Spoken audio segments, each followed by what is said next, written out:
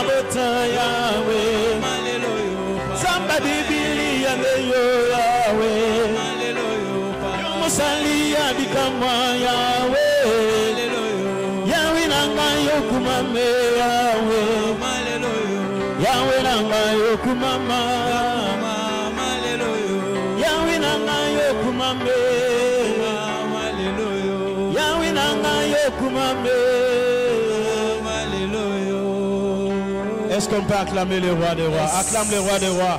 Okoki ko pousser des cris de joie. Zala libre na présence dans l'âme. Est-ce que tu peux pousser des cris de joie? Est-ce que vous beta mololo, baba mololo? Est-ce que vous beta maboko beta mololo? Pona lokumu na nzambe. Alléluia.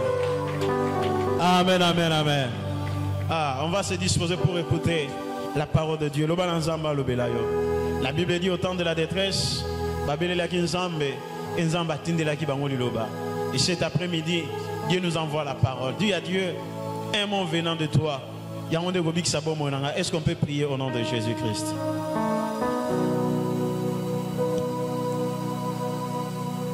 Parle-nous, Seigneur. Ta parole est esprit, ta parole est vie. Communique-nous la vie, communique-nous l'esprit au travers de ta parole. Sauve-nous, délivre-nous, fais-nous du bien au travers de ta parole. Au nom de Jésus, nous nous disposons à t'écouter. Du haut de ton trône, que ta voix, Seigneur, et se faire entendre au milieu de nous. Au nom de Christ et Jésus. Tu ne parles pas à la manière des hommes. Lorsque tu parles, éternel Dieu, il y a toujours des effets. Il y a toujours des conséquences. Et Seigneur, nous nous attendons à cela cet après-midi. Au nom de Jésus. Au nom de Jésus. Au nom de Jésus. Utilise ton serviteur que tu t'es choisi cet après-midi puissamment. Au nom de Christ et Jésus. La Bible dit, c'est avec une grande puissance que les apôtres rendent des témoignages. Seigneur, rends-le puissant, capable de parler de ta part. Au nom de notre Seigneur Jésus. Au nom de notre Seigneur Jésus. Nous te laissons place. Nous disons parole à toi, Seigneur Jésus-Christ. Amen, amen, amen. Pendant que j'invite l'homme de Dieu, le pasteur Eric Mbunga, on a acclamer Nzambe pour son serviteur Katna Osika. Alléluia. Ok, mettons-nous. Mettons-nous. Amen. Hein? Okay. Nous vous bénissons au nom puissant de notre Seigneur Jésus-Christ. Merci de votre présence. Nous bénissons aussi tous ceux qui sont en ligne, en train de nous suivre en ce moment. Je pense que nous allons célébrer notre Dieu autrement. Nous allons passer de très bons moments dans la présence du Seigneur pendant quelques minutes. Alors, pourquoi nous avons choisi cet espace? Nous avons choisi cet espace parce que nous avons compris que dans le cœur de l'homme, dans nos pensées qui s'élèvent de nos cœurs, il y a une joie interminable. Il y a un besoin, une joie interminable de nous approcher de Dieu. Et il y a des besoins peut-être non résolus. Il y a des besoins qui s'intensifient. Il y a des prières adressées à Dieu qui n'ont pas trouvé peut-être satisfaction. Alors, nous voulons nous approcher de Dieu autrement. Et c'est ainsi que nous avons pu créer ce cadre. C'est un cadre de partage d'expérience. C'est un cadre de réflexion. Et d'emblée, nous allons vous dire que nous aurons à partager un thème. Comment prendre possession de son héritage. Voilà le grand thème que nous aurons à partager pendant tous ces temps-ci. Comment prendre possession de son héritage. Comment prendre possession de son héritage. Et le Seigneur a mis dans nos cœurs cette pensée parce que les Saintes Écritures nous disent qu'il y a dans le cœur de l'homme tant de projets, mais c'est le dessein du Tout-Puissant qui s'accomplit. Et aussi, dans Jérémie chapitre 29, verset 11, je crois que c'est un verset qui nous est familier. Là, le Seigneur nous dit, je connais les projets que j'ai formé sur vous. Un projet de paix et de bonheur, afin de vous donner un avenir et de l'espérance. Alors, par rapport à notre grand thème qui s'intitule « Comment prendre possession de son héritage », là, nous voulons nous faire connaître que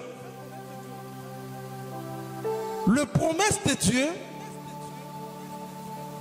dépendent aussi de par leur accomplissement de l'apport de l'homme. Alléluia. Alléluia. Lèvons-nous pour lire un verset d'ouverture qui va nous rapprocher de notre grand thème de ce soir. Nous prenons Josué chapitre 1. Josué chapitre 1, verset 6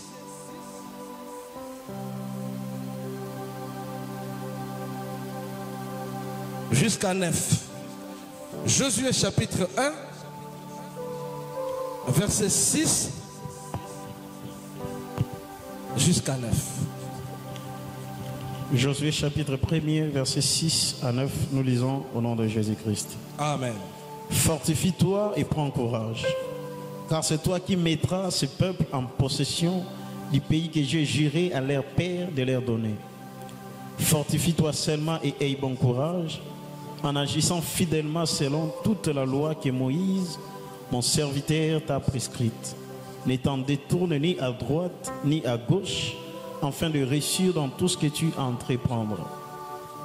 Que ce livre de la loi ne s'éloigne point de ta bouche, médite-le jour et nuit pour agir fidèlement selon tout ce qui est écrit. Car c'est alors que tu auras du succès dans tes entreprises, c'est alors que tu réussiras. 9. Ne t'ai-je pas donné cet ordre? Fortifie-toi et prends courage. Ne t'effraie point et ne t'épouvante point, car l'Éternel ton Dieu est avec toi dans tout ce que tu entreprendras. Amen. Amen. Parole du Seigneur. Acclamons cette parole. Acclamons-la, acclamons-la. Mettons-nous. Acclamons la parole.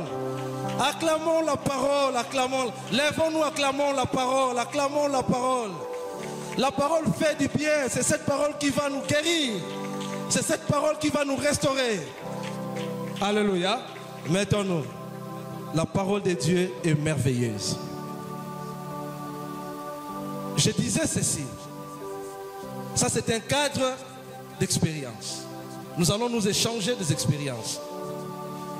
Nous voulons dire quelque chose aussi que, vous savez, à chaque moment, dans le monde spirituel, les enjeux changent. Alléluia. N'est-ce pas que les Saintes Écritures nous disent que chaque chose a son temps? L'année 2024 a eu d'autres enjeux et l'année 2025 a d'autres enjeux. L'année 2026 aura d'autres enjeux. Aussi longtemps que les enjeux changent, notre manière de conceptualiser les choses doit aussi changer. Notre approche avec Dieu doit aussi changer. Notre foi dans le Seigneur Jésus-Christ doit changer, doit monter en puissance. Alléluia. Comment prendre possession de son héritage? Ici, Dieu nous parle de Josué. Quand vous lisez le livre de Josué, chapitre 1, il y a 3 grands faits qui nous sont étalés dans ce chapitre. Le premier fait, c'est d'abord la personne de Moïse lui-même. Le deuxième fait, c'est la parole de Moïse. Le troisième fait, c'est Josué lui-même. Alléluia. Alors, pourquoi est-ce que Dieu commence à parler à Josué d'abord de la vie de Moïse? Parce que Moïse, ce n'est pas le moindre des prophètes. C'est le plus grand prophète. La Bible reconnaît que depuis Genèse jusqu'à Malachie, cette grande période est appelée la période de la loi. Et l'auteur de la loi, c'est Moïse lui-même. Alléluia. Il est écrit dans 1 Corinthiens chapitre 10, verset 1 jusqu'à 5. Frères, je ne veux pas que vous ignoriez que nos pères ont tous été sous la nuée. qui sont tous passés au travers de la mer, qui ont tous été baptisés à Moïse dans la nuée et dans la mer, qu'ils ont tous mangé le même aliment spirituel, qu'ils ont tous bu le même breuvage spirituel, car ils buvaient à un rocher qui le suivait, et ce rocher était Christ. Alléluia. Mais la Bible renchérit que la plupart d'entre eux, c'est-à-dire la plupart de ceux qui étaient dans le désert avec Moïse, ne firent point agréable à Dieu. Pourquoi? Parce qu'ils périrent dans le désert. Alléluia.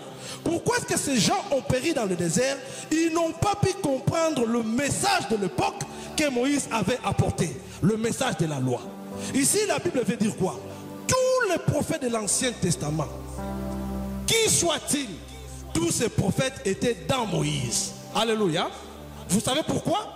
Parce que dans Jean chapitre 1 verset 17, la Bible dit la loi a été donnée par Moïse, mais la grâce et la vérité sont venues par Jésus-Christ. Donc, si Élie pouvait prophétiser, il ne pouvait jamais s'éloigner de la loi de Moïse.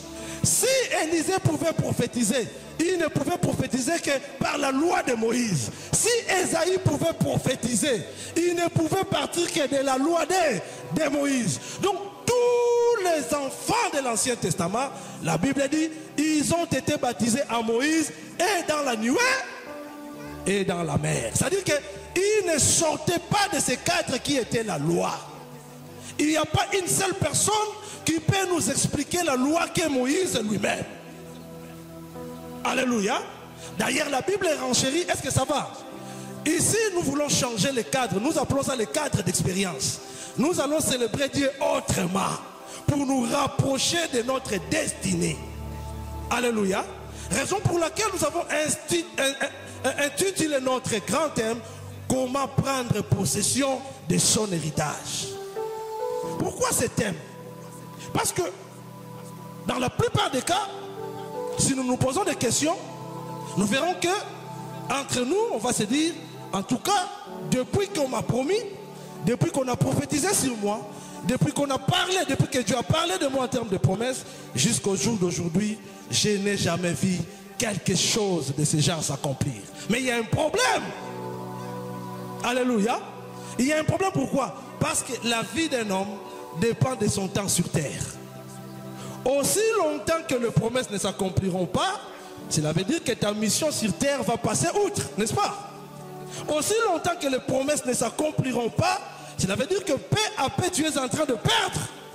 Parce que nous sommes ici sur terre pour peu de temps. Alléluia. La Bible dit que l'homme n'est pas le maître de son souffle pour le retenir. Alléluia. Pourquoi? Parce que l'homme est une vapeur qui paraît pour un peu de temps, après quoi il disparaîtra. Amen. Hein? Alors ici, Dieu commence à expliquer à Josué des choses. Pourquoi est-ce que Dieu est en train d'attirer une attention fervente en termes de rappel à Josué, lui disant que fortifie-toi et prends courage? Parce que Dieu savait que le désert n'est pas un milieu favorable. C'est un milieu très compliqué. Plusieurs de ceux qui ont traversé le désert, ils ont fini leur marche où? Dans le désert. Alléluia. Depuis la sortie de l'Égypte, depuis la marche d'Israël, depuis la traversée de la mer Rouge, quand ils sont entrés dans le désert, les Écritures disent qu'un bon nombre n'était pas agréable à Dieu. Marie, la sœur de Moïse, la prophétesse, a fini sa marche où? Dans le désert. Aaron, il a fini sa marche où? Dans le désert. Dathan et Gorée, ils ont fini leur marche où? Dans le désert. Toute la génération de ceux-là qui étaient sortis d'Égypte, aucun d'eux n'est entré dans la terre promise, excepté qui? Josué et qui? Et Caleb. Alléluia. Vous savez, quand vous lisez Deutéronome chapitre 3, le Seigneur rappelle Moïse. Il lui dit, Moïse, fortifie ton serviteur Josué, parce que toi, tu n'entreras pas. Alléluia. Qui pouvait penser que Moïse, un grand ami de Dieu, un homme que le Seigneur connaissait face à face, Un homme à qui le Seigneur parlait comme un homme parle à son prochain. Un ami de Dieu. Alléluia. Un homme qui avait la vigueur de Dieu. Il avait la capacité de Dieu. Il pouvait s'approcher de Dieu à n'importe quel moment. Il pouvait appeler Dieu à n'importe quel moment. Et Dieu lui répondait du tic au tac. Mais un jour, l'Éternel Dieu a pris Moïse au tournant. Alléluia. Ici, nous disons que c'est un partage d'expérience. Nous donnerons nos versets. Peut-être que des versets que vous lirez ou que nous lirons à la maison. Mais nous allons parler comme des grands. Alléluia. Parce que nous voulons amener un culte au-delà de notre expérience. Parce que si nous continuons à manger les mêmes aliments que nous avons l'habitude de manger, la croissance sera hypothéquée, n'est-ce pas? Amen. Hein? Alors je disais, si vous lisez Deutéronome chapitre 3, on peut lire ça. Lisons. Deutéronome chapitre 3.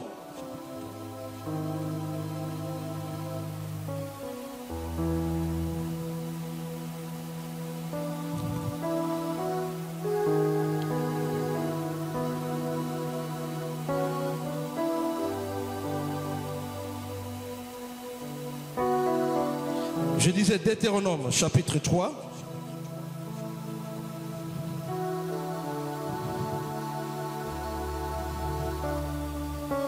Vous nous prenez le verset 23.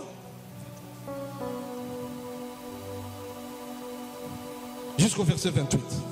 Deutéronome chapitre 3, verset 23 jusqu'au verset 28. Deutéronome chapitre 3, verset 23 à 28. En ce temps-là, j'implorais la miséricorde de l'Éternel en disant, Seigneur éternel, tu as commencé à montrer à ton serviteur ta grandeur et ta main puissante. Car quel Dieu y a-t-il au ciel et sur la terre qui puisse imiter tes œuvres et tes hauts faits?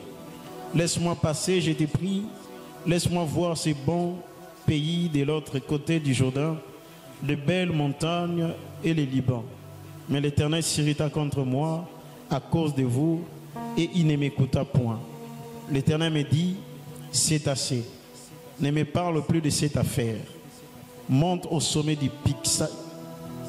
Porte tes regards à l'Occident, au nord, au midi et à l'Orient et contemple de tes yeux, car tu ne passeras pas ces Jourdains. Donne des ordres à Josué, fortifie-les et affermis-les, car c'est lui qui marchera devant ce peuple et qui le mettra en possession du pays que tu verras. Amen. Amen. Ici, j'ajoute encore Nombre chapitre 20, verset 12. Je lis pour gagner le temps. Nombre chapitre 20, verset 12.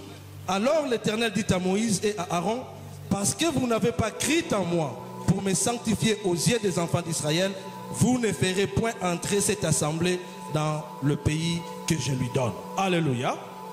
Vous voyez, ici, le porteur de la loi a été recalé par sa propre loi. Loi Naemoko et Kangiye.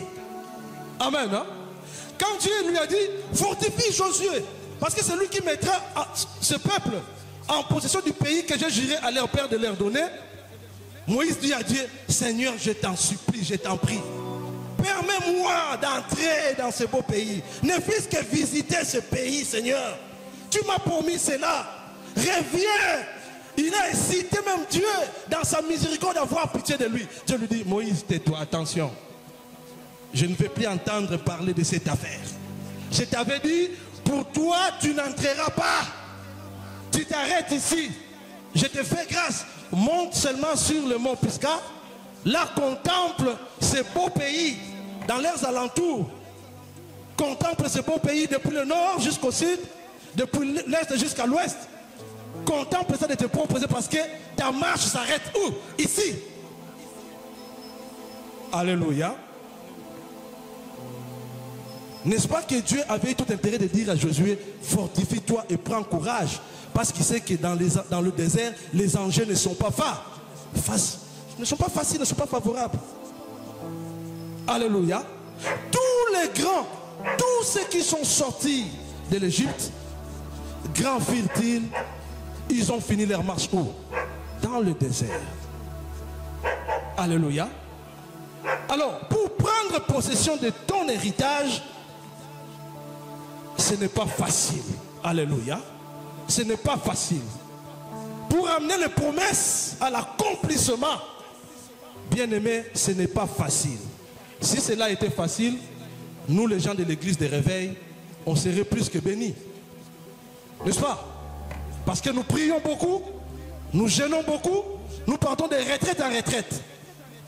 Mais pour que la bénédiction s'accomplisse, vous devez savoir que par rapport à Jérémie chapitre 29 verset 11, la bénédiction ou les promesses de Dieu dans nos vies sont d'abord des projets. Alléluia.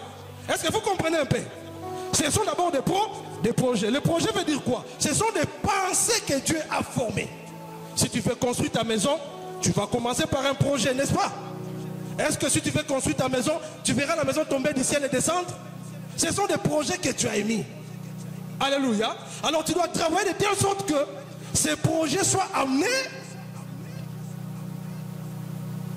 de tes pensées à la réalité. Et tu dois engager tous les frais. Tu dois contracter avec les architectes. Tu dois voir les maçons. Tu dois voir le contremaître. Tu dois voir tous les gens qui peuvent t'aider de manière à ramener tes projets à la réalité. La bénédiction ne dépend pas seulement de Dieu, mais ça dépend aussi de l'homme. Alléluia. Parce que nous devons mieux comprendre Jérémie chapitre 29, 11. Là, Dieu parle de projet de la bénédiction. Il ne parle pas seulement de la bénédiction, mais d'abord d'un projet visant à nous bénir. Or, dans ce projet, il veut nous voir travailler, et Dieu et nous. Parce que les responsabilités sont partagées. C'est 50-50. C'est 50-50. Alléluia.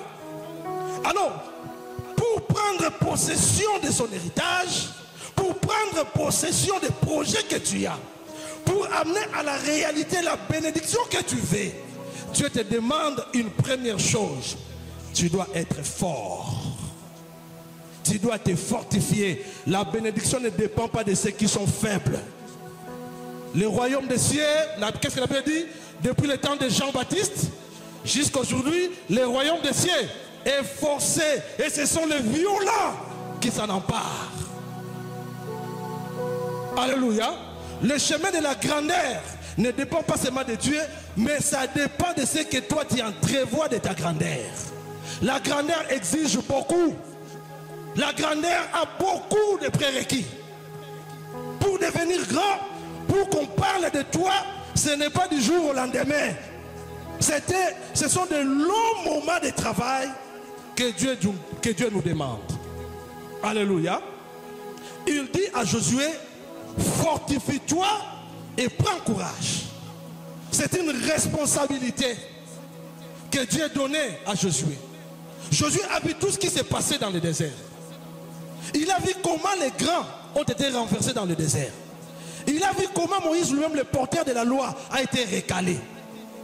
Dieu voulait lui faire entendre que Josué, je t'ai dit de prendre possession de l'héritage de l'autre côté du Jourdain, mais sache que ce n'est pas facile. Alléluia. Alléluia. Le problème ne dépend pas de Dieu.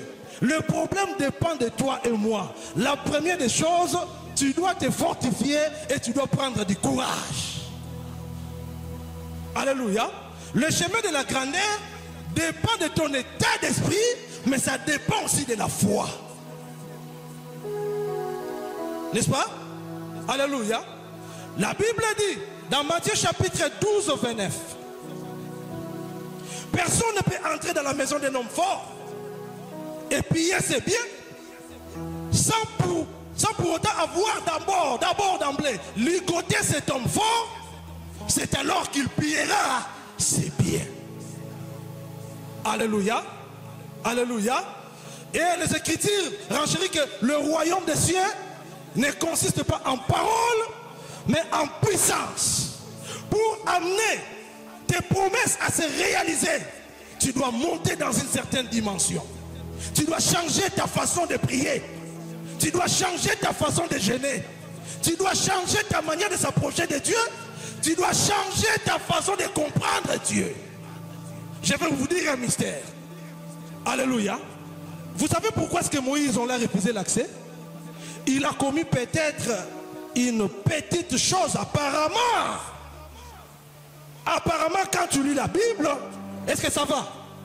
Quand tu lis ta parole, quand tu lis la Bible, tu trouveras que Moïse a fait peut-être quelque chose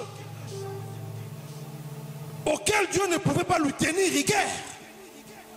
Dieu lui dit, il y a un moment donné, ici je suis dans Nombre chapitre 20, je disais que nous allons parler en termes de conférence, n'est-ce pas? Nous sommes dans Nombre chapitre 20. Les Israélites ont eu soif. Ils avaient envie de boire. Ils ont pressé Moïse parce que la soif était tellement intense. Moïse a pris Aaron. Ils sont entrés dans la tente d'assignation. La gloire de Dieu est descendue dans la tente d'assignation. Là, dans la tente d'assignation, Dieu dit à Moïse, Moïse, prends ta verge, présente-toi devant les anciens, et là tu parleras au rocher. Et de l'eau jaillira du rocher, et le peuple va s'abreuver. Alléluia. Mais Moïse a pris la verge. Tellement qu'il était pressé par le peuple. Il assembla les anciens du peuple. Il leur a dit, méchants que vous êtes, gens du peuple, pensez-vous que de ces rochers, Dieu vous fera sortir de l'eau? En parlant de la sorte, parce qu'il était pressé, il prit sa verge et il frappa 2 fois sur les rochers. Ici nous sommes dans Nombre chapitre 20. Quand il a frappé 2 fois, le fait qu'il a frappé 2 fois n'a pas empêché Dieu d'agir. L'eau a jailli en abondance. L'eau a coulé plus que jamais. Mais lorsque le peuple se sont abreuvés, Dieu rappela Moïse, Moïse et Aaron, vous ne m'avez pas sanctifié. Vous ne m'avez pas honoré. Parce que vous avez fait cela, je vous jure à partir d'aujourd'hui, oubliez l'histoire de la terre promise. Votre course à vous deux s'achève où? Ici.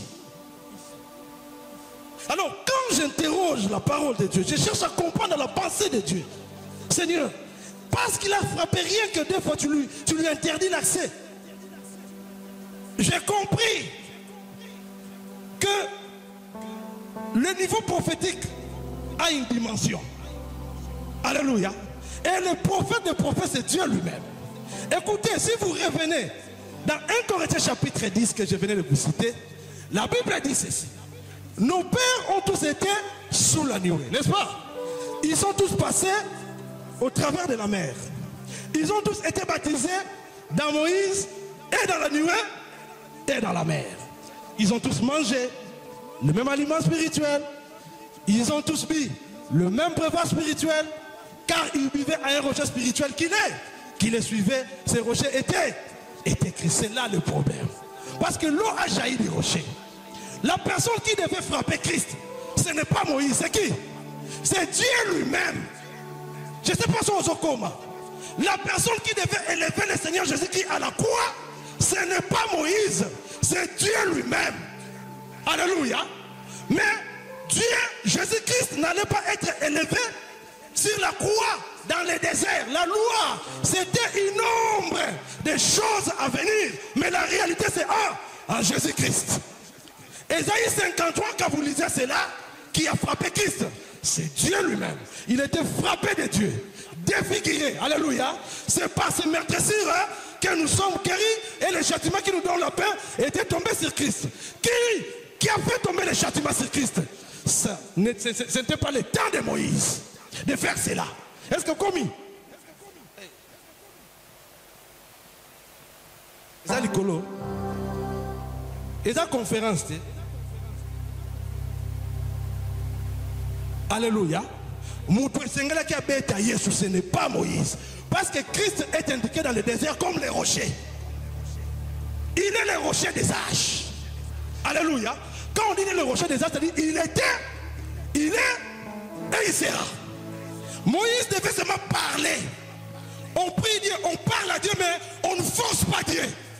Je ne sais pas si vous comprenez. Moïse a forcé Dieu. Il a amené Dieu dans un calcul que Dieu n'avait pas. Dieu. Mais parce que Dieu ne se répand ni de son appel, ni de ses dons, il a créé au moins ce que Moïse avait demandé en frappant les rochers. Mais il est pris au tournant. Il nous dit, ah, j'étais eu. Tu es allé trop avant la dispensation. Ce n'est pas le moment de frapper Christ. Ce n'est pas le moment de lever la croix. Ce n'est pas à toi de faire ce travail. Il y a des gens appropriés pour faire ce travail. Parce que tu as anticipé. Parce que tu as voulu changer mes calculs. Ta course s'arrête où? Ici. Alléluia.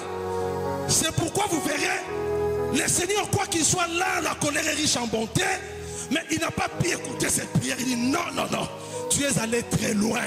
Tu as touché là où on ne touche pas. Pourquoi est-ce que je fais mention de ces choses? C'est pour te faire voir que Dieu, il n'est pas le Dieu des calculs. Il n'est pas comme toi tu penses, comme moi je pense. Dieu, on le comprend par la foi et on cherche sa volonté régulièrement. C'est la chose qui a manqué à Moïse. Vous savez, une deuxième chose, est-ce que ça va? Qu'est-ce qui a fait échouer Moïse? Vous savez, la loi a en elle ce que nous appelons la monotonie. Voilà. Moïse était habitué à la monotonie avec sa loi. Alléluia. Mais la grâce nous introduit dans la diversité. Voilà la différence entre la loi et la grâce. La Bible dit quoi? 1 Corinthiens chapitre 12. Il y a diversité des dons, c'est le même esprit. Il y a diversité de ministères, c'est le même Seigneur. Il y a diversité d'opérations, c'est le même Dieu qui opère tout en tous et parmi tous. Vous voyez la différence? Alléluia. Pour posséder, tu dois chercher le surnaturel. Tu dois chercher la diversité. Tu dois changer ta manière de prier. Tu ne deviendras pas grand ou tu ne posséderas pas avec cette même manière de prier. Depuis que tu as commencé la vie chrétienne, c'est la même chose. Nous sommes entrés en 2025, c'est toujours la même prière. Pendant que le temps change, toi tu ne veux pas changer. Pendant que les choses bougent, la politique bouge, les enjeux du monde bougent, mais ta foi est restée la même. Non, c'est Jésus-Christ qui est la même. Nous, notre foi doit monter en puissance et doit monter en gloire. Alléluia. Fort de tous ces enjeux, Dieu voulait rappeler encore à Josué pour lui dire, attention, ce n'est pas un chemin qui est facile. Il pouvait encore dire à Josué, attention, tu dois faire très attention, parce que si tu ne fais pas attention, tu finiras comme Moïse a fini. Parce que dans le chemin de la destinée, le Seigneur ne blague pas. Il ne transige pas. Il ne négocie pas. Le prix d'une âme coûte tellement cher.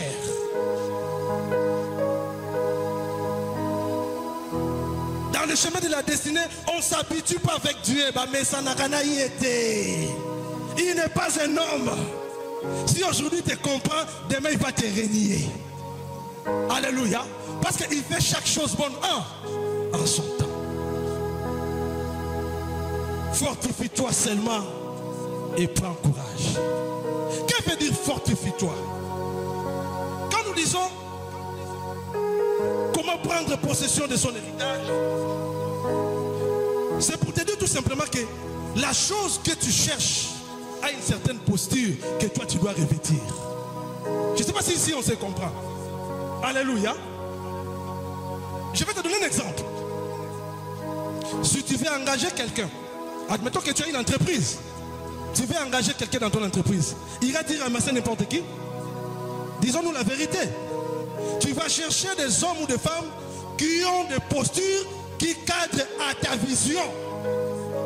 Parce que l'argent n'est pas facile, tu chercheras des hommes et des femmes qui doivent chercher à pérenniser la vision de l'entreprise, n'est-ce pas? Alléluia. C'est aussi de même. Quand tu veux que Dieu t'aide à prendre possession de ton héritage, tu dois avoir une certaine posture de la chose que tu as besoin. Sinon, si tel n'est pas le cas, toutes tes prières seront vaines et tes jeunes prières seront nulles. Alléluia. Parce que celui qui veut être grand doit chercher à vivre avec les grands, n'est-ce pas? Il ne faut pas vivre n'importe comment. Parce Parce que la grandeur, c'est une vision. La grandeur a des principes. Il y a des principes qui sont irrévocables. Il y a des lois établies, des principes divins que tu dois respecter pour arriver là où tu veux arriver. Je ne sais pas si on se comprend. Est-ce que ça va? Alléluia. Prenons Daniel. Il nous reste quelques minutes.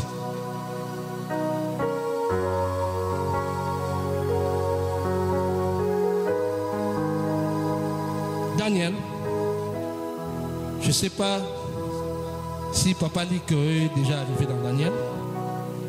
Prends-nous Daniel chapitre 1.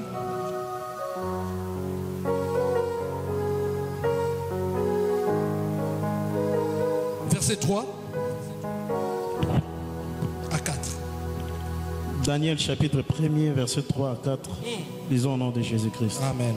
Le roi donna l'ordre à Ashpenaz, chef des eunuques, d'amener quelques-uns des enfants d'Israël de race royale ou des familles nobles, de jeunes garçons sans défaut corporel, beaux de figure, doués de sagesse, d'intelligence et d'instruction, capables de servir dans le palais du roi et à qui l'on enseignerait les lettres et les langues des Chaldéens. Amen. Amen. Vous voyez? Alléluia. Au temps de la déportation du royaume de Juda pour Babylone, le roi Nebuchadnezzar fit un choix. Parce qu'il avait besoin de surseoir sa royauté. Il avait besoin d'affermir son pays. Il a donné l'ordre au chef de son armée. Il dit, parmi les captifs de Juda, ne me prends pas n'importe qui. Prends-moi des jeunes garçons qui sont de la lignée royale. Des jeunes garçons beaux de figure. Des jeunes garçons qui sont sages, qui sont intelligents, qui sont doués d'instruction. Des jeunes garçons capables de servir dans le palais du roi et à qui nous aurons à transmettre notre langue des Chaldéens. Alléluia. Alléluia. Vous voyez, ce que tu cherches à une certaine posture, ça veut dire que tu dois monter à une certaine dimension de la chose dont tu as besoin. Alléluia.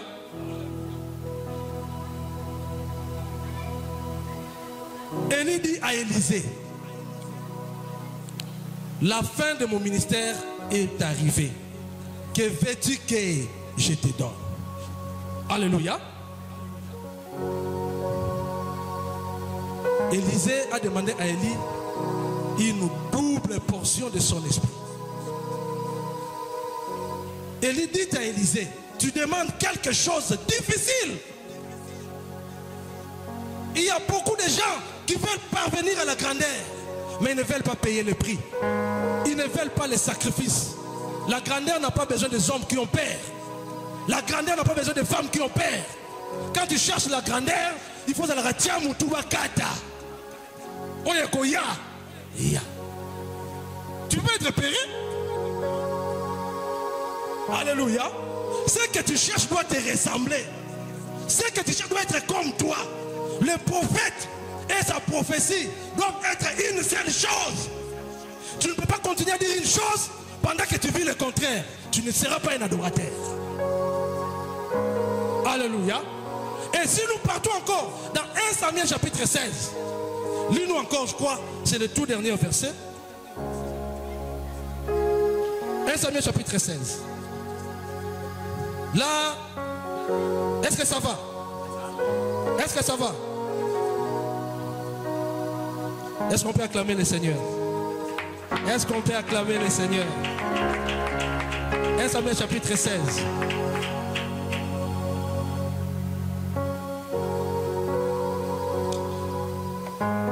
Samuel chapitre 16, vous nous prenez le verset 18 au verset 19. 1 Samuel chapitre 16, 18 à 19. 1 Samuel chapitre 16, verset 18 à 19. Amen. L'un des serviteurs prit la parole et dit, voici, je vis un fils d'Isaïe, Béthélémite, qui s'est joué. C'est aussi un homme fort et vaillant, un guerrier parlant bien et d'une belle figure, et l'Éternel est avec lui. Saoul envoya des messagers à Isaïe pour lui dire, envoie-moi David et ton fils qui est avec les brebis. Amen. Amen. Acclamons le Seigneur. Ah, mais je vous sens fatigué. Hein? Je vous sens fatigué. Acclamons le Seigneur. Ça, ici, nous parlerons en termes de conférence. Nous devons grandir. Il faut qu'on l'a. C'est pourquoi tes promesses tombent. Tu dois t'élever, tu dois monter. Alléluia. Tu sais pourquoi est-ce que tu dois monter? Parce que si nous arrive, si Dieu nous fait grâce, je crois qu'il nous fera grâce d'entrer en 2026. Si tu n'as pas vaincu 2025, tu vas entraîner avec toi tous les échecs de toutes les années dans 2026. Alors pour ne pas te compliquer la tâche, avant que nous puissions entrer en 2026, dans 2025, tu dois déjà vaincre. Et il faut l'engager. Parce que plus que nous grandissons, le poids de l'âge, y compris le poids des problèmes, nous submerge. Tu dois avoir des réserves stratégiques. Alléluia. Quand tu seras vieux, il faut que l'onction commence à agir. Il faut que les comptes en banque commencent à travailler, tes comptes en banque spirituels. Alléluia. Vous ne voyez pas qu'il y a certains serviteurs, plus qu'ils deviennent vieux, plus qu'ils deviennent encore très dangereux dans le Seigneur. Je te dis, mais ce type s'il gêne où? Mais il a déjà gêné. Alléluia. Pendant qu'il sera faible, son onction va l'accompagner. C'est ce que nous devons tous faire. Alléluia. Regarde ici dans 1 Samuel chapitre 16.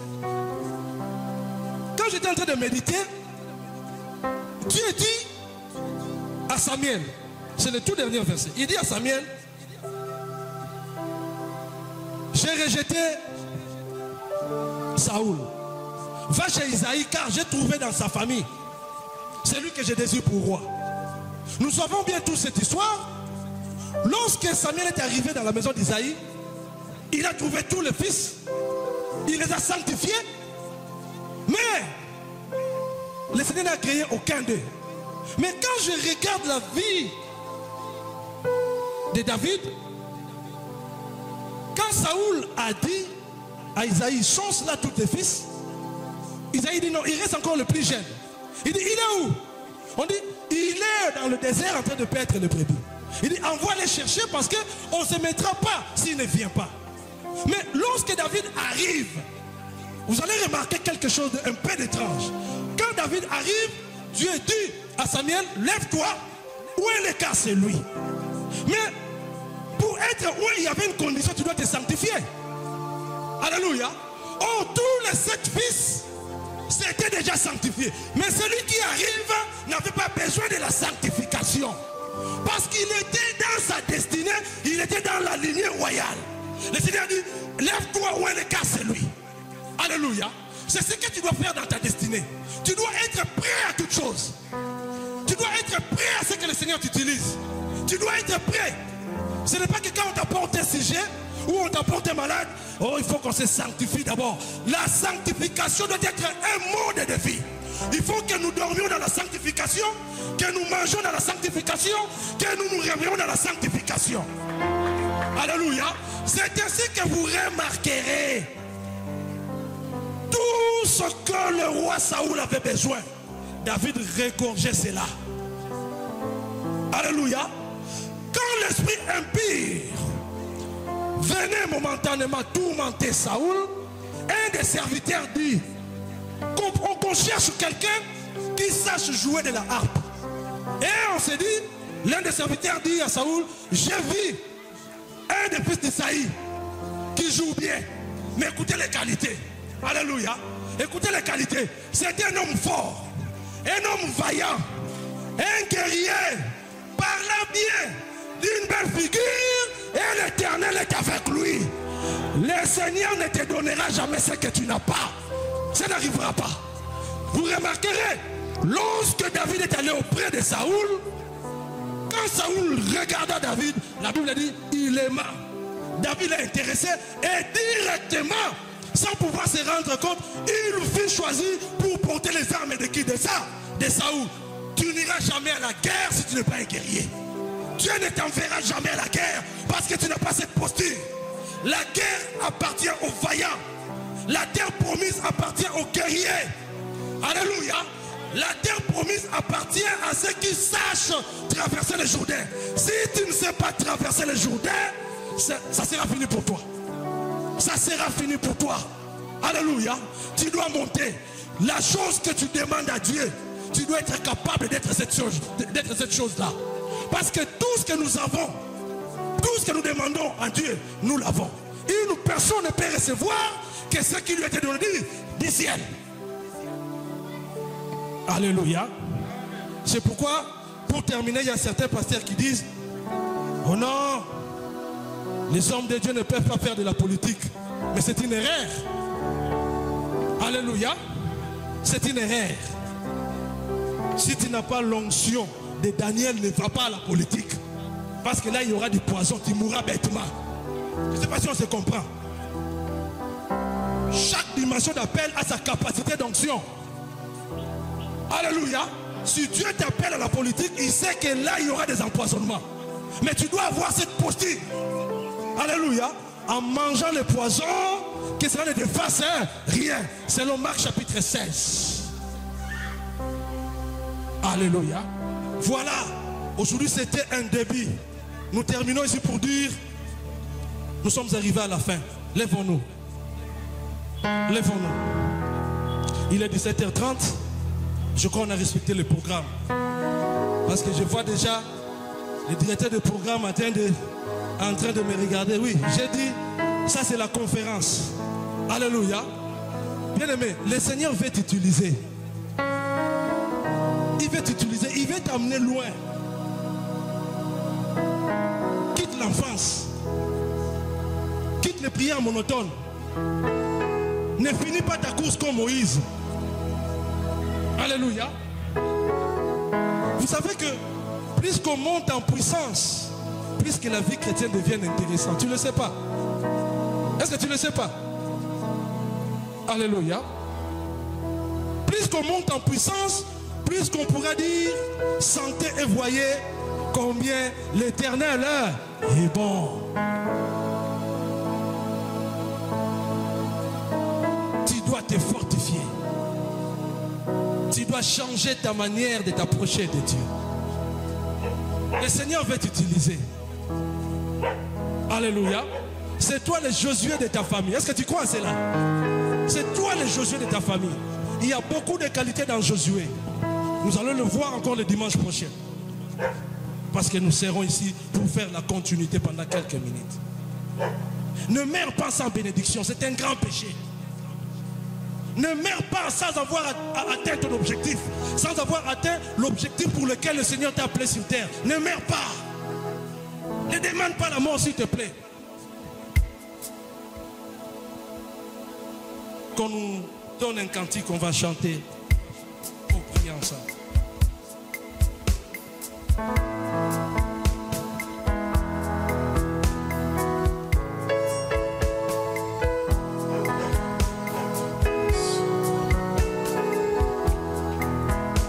Kolo yobenga kinga pona suka na nzela te nakoma kino na suka ya mobembo nanga bongo yoraka kinga ete yokotikanga te ete yokozala nanga